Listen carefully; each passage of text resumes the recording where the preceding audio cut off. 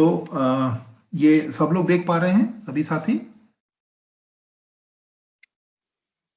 Sir जी, चलिए। तो अगला जो प्रश्न है, देखिए, ये माचिस से तीलियों के कुछ पैटर्न से रिलेटेड है। तो अनूप जी, अगर आप सुन पा रहे हैं तो अनूप जी देखें, इस प्रश्न को देखें जरा, और अगर आप इस पे कुछ अपना अनुभव शेयर करना चाहें या इसके ऊपर अपनी कुछ कमेंट देना चाहें तो देखें इस प्रश्न को। ये जो है इवैल्यूएशन या 5 स्तर का प्रश्न जो है ये दिखाया जा रहा है। तो आप बाकी साथी भी देखते रहें, और अनूप जी के अपनी जो प्रतिक्रिया होगी उसके बाद आप लोग भी अपनी प्रतिक्रिया दे सकते हैं। माचिस की तीलियों से बने इस पैटर्न के लिए नियम लिखिए।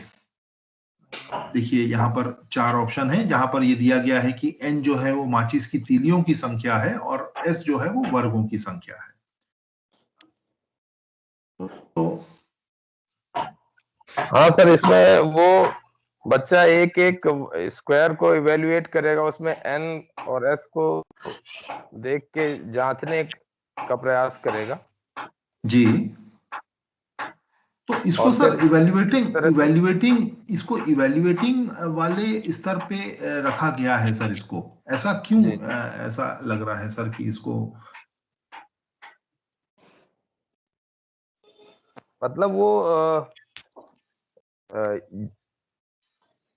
यहाँ पे अपन ने n और s दिया हुआ है। जी सर।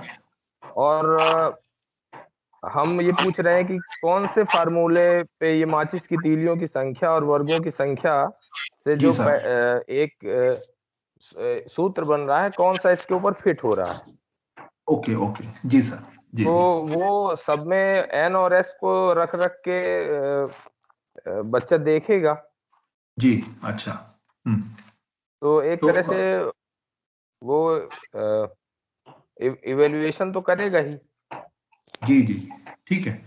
तो इस प्रकार, अच्छा ठीक है सर। हाँ, देवेंद्र जी कुछ कहना चाह रहे हैं आप? नहीं सर। ओके ओके, हाँ। और शिव जी, अगर आप कुछ इस पे कहना चाहें, या गुप्ता जी आप कुछ कहना चाह रहे हैं? सुदर्शन जी? जी सर, मैं कहना चाह रहा हूँ इसमें। हाँ, बोलिए। बच्चा जो सर इसके स्क्वायर का जो पैटर्न दिया गया है, उनको स्क्वायर को साफ क्लियर, उसको स्पष्ट दिख रहा है कितने कितने स्क्वायर वो इंक्रीज हो रहे हैं।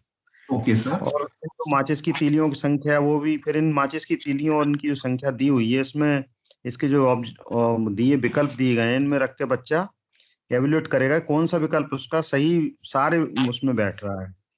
तो इस तरह से वो एवेल्यूएशन कर सकता है बच्चा। जी, हाँ, ठीक है। ठीक है, तो यहाँ पर मतलब एक तरीके से देखा जाए तो बच्चा जो है वो जो एक सीक्वेंस बन रहा है, चाहे वो माचिस की तीलियों की संख्या का सीक्वेंस बन रहा हो या वर्गों की संख्या का सीक्वेंस बन रहा हो। जैसे वर्ग की संख्या जो है वो 1 2 3 4 बन रही है, लेकिन उसमें जो माचिस की तीलियां हैं वो 4 7 10 13 इस प्रकार से बन रही हैं। तो वो जो है, अब उसको ये देखना होगा कि ये जो पैटर्न है, वर्गों की संख्या 1 2 3 बन रही है और इधर माचिस की तीलियां जो है वो 4 7 10 13 इस प्रकार से बढ़ रही हैं। तो इन दोनों में आपस में क्या संबंध है, वो जो है यहाँ पर वो देख सकता है रख करके, निकाल सकता है संबंध। जी जी जी, इवैल्यूएशन उसका कर सकता है। जी सर, जी बोलें सर। मैं कुछ कहना चाहूंगा। बिल्कुल, बोलो प्लीज, स्वागत है सर। हाँ सर, इस प्रश्न में जैसा कि है, पहले वर्ग में 4 तीलियां हैं जी, दूसरे में 8 है, तो वर्गों की संख्या बढ़ती जा रही है और 4 से वो मल्टीप्लाई हो रहा है, यानी 4 का मल्टीपल है वो। तो इस थोड़ा सा एक बार थोड़ा सा इस पे ध्यान दें सर। दूसरे वाले वर्ग में देखिए कितनी तीलियां हैं? 8 नहीं है, 7 है दूसरे में, 7 एक कम है ना।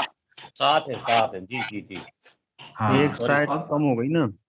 और तीसरे में देखिए सर जी 10 है। तीसरे में 10 है सर, बिल्कुल 13 है, 3 जी। तो इस प्रकार से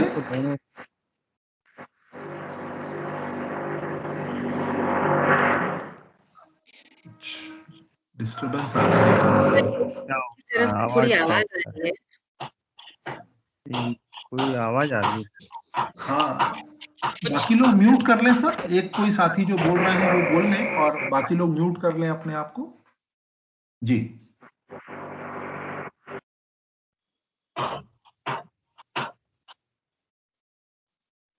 हाँ, तो आप इसको देख सकते हैं कि ये इसमें जो अगर उत्तर की बात करें हम लोग, अगर सही उत्तर की बात करें तो मुझे इसमें जो बी ऑप्शन है वो दिख रहा है उसमें कि अगर हम लोग s इज इक्वल टू 1 रखते हैं तो n इज इक्वल टू 4 आ जाता है, s इज इक्वल टू 2 रखते हैं तो n इज इक्वल टू 7 आ जाता है, s इज इक्वल टू 3 रखते हैं तो n इज इक्वल टू 10 आता है।